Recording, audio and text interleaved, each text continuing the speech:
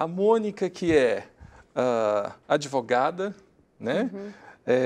Vou ler aqui um breve histórico. A Mônica tinha o propósito de voltar grávida da sua lua de mel, porém, depois de 1 ano tentando, ela descobriu que seu marido era estéril. Isso. Mônica tinha muito preconceito com a adoção de crianças, mas Deus trabalhou isso no seu coração. Hoje, ela é mãe de gêmeas, né? De 11 anos. Não, ela é mãe, ela adotou 2 gêmeas e 11 meses depois da adoção, Deus operou um milagre e ela engravidou. Hoje, Mônica se dedica ao Ministério Adotar, nós vamos falar sobre isso, que tem o objetivo de incentivar pessoas e auxiliar no processo de adoção. Isso. Bom, Mônica, vamos começar assim. Você foi para a lua de mel com o sonho, talvez, a maioria das mulheres, né? De já voltar grávida. De já voltar grávida da lua de mel. Da lua de mel. Você foi bem rápida, né? Foi, esse era o nosso desejo. E aí eu voltei e não voltei grávida, né? Eu só voltei, mas sem a gravidez, e isso foi muito triste para nós. E 6 meses se passaram e nós resolvemos procurar. Nada, né? Nada. E cada mês era choro, era tristeza, porque o nosso desejo de ter uma descendência era muito grande, desde o início. E aí, quando a gente procurou, então, a médica, ela me falou, vamos fazer alguns exames, e eu pensei que eu tivesse algum problema para engravidar. Só que não, eu estava com todos os exames normais, e ela me falou assim, vamos pedir para o Renato fazer esse exame. Se tiver tudo ok, eu vou fazer alguns que são mais dolorosos com você.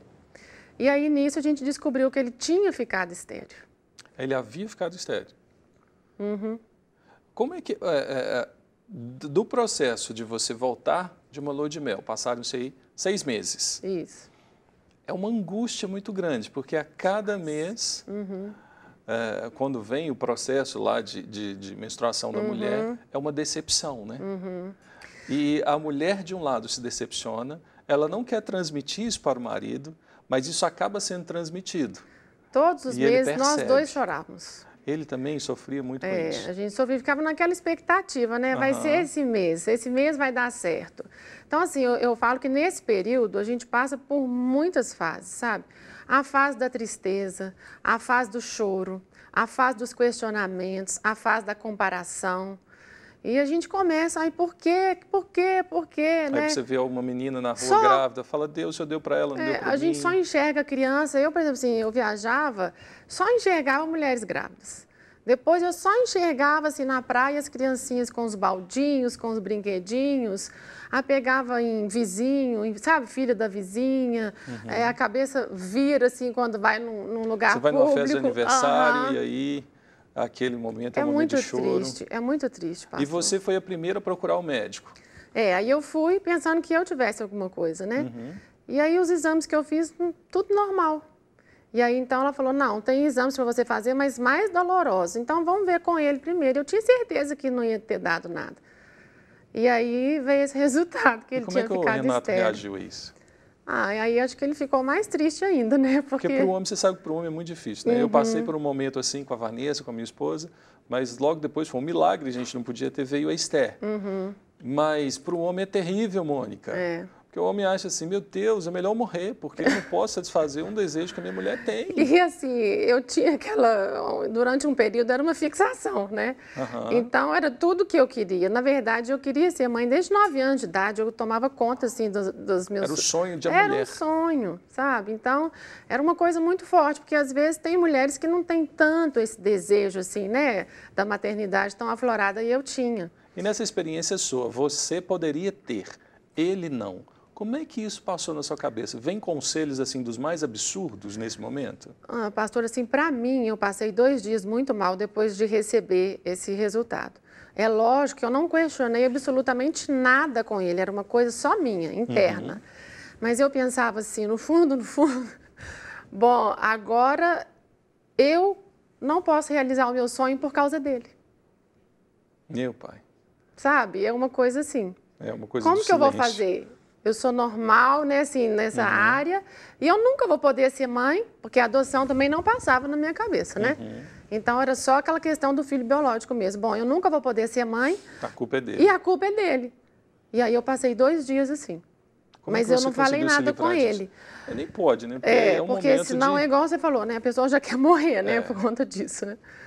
Mas assim, depois de 2 dias, Deus começou a trabalhar no meu coração, sabe?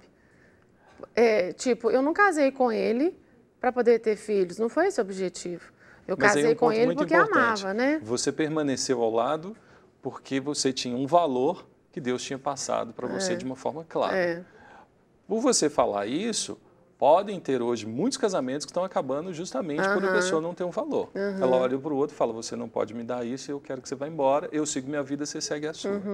Deve ter muito casamento acabando por conta disso. E a gente tem que conseguir separar as coisas. É uma coisa super triste, sim, mas eu creio que todas as pessoas, quando elas casam, os casais, o objetivo, eu estou casando só para ter filho. Não é isso. Você casa com uma pessoa porque você ama a pessoa. Não é? Então, assim, independente de qualquer coisa, esse amor ele não pode desaparecer, porque então, não é? O amor supera tudo, supera. Né? Até que a morte nos separe em qualquer momento. E aí, o preconceito existia no seu coração de adoção. Existia. Por quê, Mônica? Eu não sei falar muito bem isso, não, mas assim, a única referência que eu tenho desse preconceito era uma vez que eu era menina, estava assistindo filme à tarde, na televisão. E aí tinha uma moça que tinha ficado grávida e ela não queria o filho. E eu lembro direitinho a cena, ela estava jogando um jogo de vôlei, e aí a criança mexeu pela primeira vez enquanto ela estava nesse jogo de vôlei. Ela saiu do jogo e começou a dar uns socos assim na barriga, porque ela não queria. Ela não queria ter filho? Não, ela não queria. Era uma moça. Acho que, não me lembro, mas eu acho que ela nem devia ser casada. Era uma gravidez indesejada. Eu não sei se isso me marcou, sabe? Essa cena ficou na sua cabeça? Assim, há pouco tempo eu lembrei, assim, desse filme. E o que passava comigo? Eu não sei quem que é a mãe, o que fez enquanto estava, né, a criança estava ali na barriga, quem que é o pai. Qual a herança que aquela criança ia trazer para você? Mas e se fez isso, se escutou aquilo, se viveu aquilo outro? Então eu tinha muito preconceito por isso, em relação assim, sabe? Mas é isso mesmo. E aí você partiu para... Quando foi esse rompimento assim de você deixar o preconceito e ir atrás da adoção? Eu liguei para um pastor, amigo meu, e contei esse caso para ele. Porque essa médica tinha me falado que eu poderia fazer um tratamento, não era nem inseminação artificial, era um outro tratamento. E eu sei que tinha as questões de guardar, pegava os 8 embriões, colocava 4 e congelava os outros 4. E eu tinha aprendido que os embriões eram vida. Então eu tive uma preocupação, e esses outros 4 que vão ficar congelados? Pra onde eles vão? Né? Eu sei que assim, a proposta deles era colocar os 4... É uma discussão ética, isso aí, muito séria. E aí depois pegar os outros 4 e também, né, a gente usar os outros 4. Ótimo, mas eu ficava, mas e se acontecer alguma coisa nesse caminho com esses 4? Eu tenho responsabilidade sobre aqueles embriões que são vidas. É vida, Né? Aí eu fui me aconselhar com esse pastor, ele me falou, se o lugar, né, toda a situação, você perceber responsabilidade e você tiver a certeza que mesmo que se você engravidar de 4 crianças, você vai ter que né, sustentar as depois 4 crianças. As outras 4 que estariam congeladas, tudo bem. E no final do telefonema ele falou Isso assim... é a fertilização in vitro? Não era, porque para mim não dava, eu esqueci qual que era o tratamento, que nem esse não dava para mim, por causa das taxas e da qualidade dos espermas dele. E aí, no final de tudo, ele falou assim, Mônica, mas tem uma outra solução também.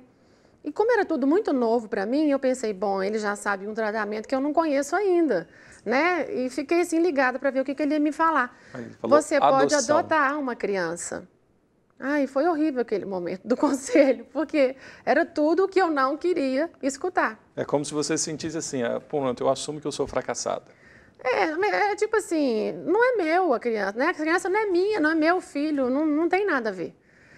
E aí eu fiquei meio calada assim na hora, ele deve ter percebido, ele falou assim, olha, eu não posso te convencer, porque é só Deus que convence. O amor que você vai receber vai vir dele.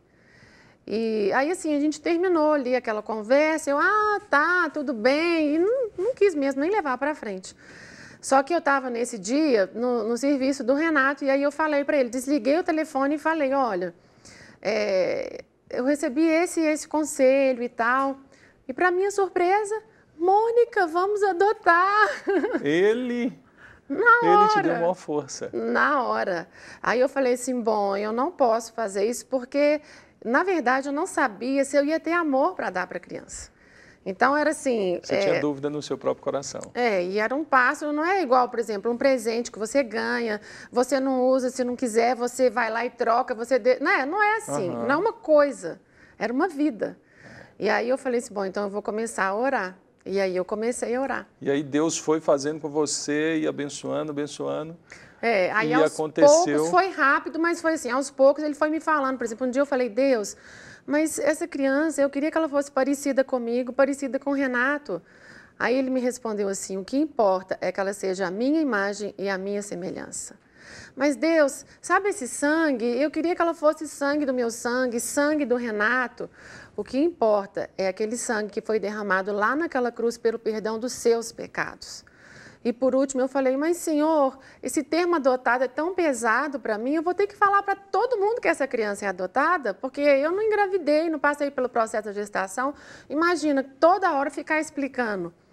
Aí ele me falou assim, você se esqueceu que eu tinha um único filho e que todos os meus outros filhos são adotados. Amém. Isso me marcou muito na hora que você... aí não teve jeito, né? E aí vieram, você tem hoje 2 meninas aí, lindas. O meu sonho de consumo era ter gêmeas. Aí a gente entrou no processo de adoção para gêmeas, recém-nascidas, era o perfil nosso daquela época e tudo. E o prazo era mais ou menos, aproximadamente naquela época, uns 2 anos. E em 2 meses... Deus me deu a Isabela e a Gabriela, gêmeas, e com todo o perfil do jeito que assim eu sempre sonhei. Eu fui capelão no Colégio Cristão, as meninas lindas, me parecem com você. Todo mundo Quem fala olha isso. não fala que são, né? E ontem elas fizeram 13 anos. E passa rápido. 13 Agora, anos. Mônica, para as famílias que vivem esse processo, o Ministério Adotar, ao qual você lidera, porque aí nasceu toda uma história, uma visão, e Deus te deu um trabalho, um projeto na Igreja Batista Lagoinha, que é o Adotar. E o Adotar hoje você ajuda famílias que têm exatamente essa dificuldade. Então, depois das meninas, 10 meses depois eu engravidei. E aí veio o Renatinho, que era tudo o que a gente queria, assim, na questão... Um milagre, porque o seu marido continuava com a mesma... ele é estéril até hoje. Mas só que a gente percebeu que o amor que a gente tem pelas meninas... É o mesmo que a gente tem por ele. Então, isso começou a fazer com que a gente influenciasse outros casais para adoção. E aí Deus foi colocando no meu caminho pessoas assim, sabe, que eu não conhecia, amigo da amiga, as próprias amigas. E aí elas começaram a adotar por causa do meu testemunho a princípio, pessoal. E logo quando eu entrei para a Lagoinha, eu tive a oportunidade, né, de estar trabalhando em algum ministério, né, o pastor Márcio me ofereceu. E eu falei, bom, seria então o Ministério Adotar. Que não existia. Não existia. E aí, o que o Ministério faz? Ele incentiva as famílias cristãs à adoção. Dentro disso, a gente quebra o preconceito das pessoas, dos casais, em relação à adoção. E em relação ao perfil da criança. Porque geralmente as pessoas querem, por exemplo, eu sou mais moreninha, eu quero uma criança que pareça comigo. O perfil número 1 do Brasil hoje é o bebê. Sendo que menina e recém-nascida. Não é só menino, é o sexo, é a cor, é a idade, é a quantidade, porque hoje também tem a questão de grupos de irmãos. Se você quer adotar mais de uma criança, o que eu aconselho? Vai para o grupo de irmãos, né? Porque hoje a lei tenta não separar os irmãos, né? Você tem três irmãos, você pode adotar os 3. Pode adotar os 3, porque às vezes o casal não quer ter filho único. E agora que ele vai passar pelo que eu estou entendendo, a adoção de novo? bebê é muito mais difícil. Porque a maioria dos casais querem bebês. Só que não tem diferença, porque às vezes assim, eles têm medo, porque é bebê, então a gente vai colocar do nosso jeito, nós vamos ensinar desde do princípio, sabe assim, aquela questão mesmo do moldar. Mas quem faz isso é Deus, né? Ele tem a criança certa, com o perfil certo para cada casal. Com certeza. Deus sabe o melhor, né? Sabe. Aí a pessoa confiar em Deus. É lógico, depender.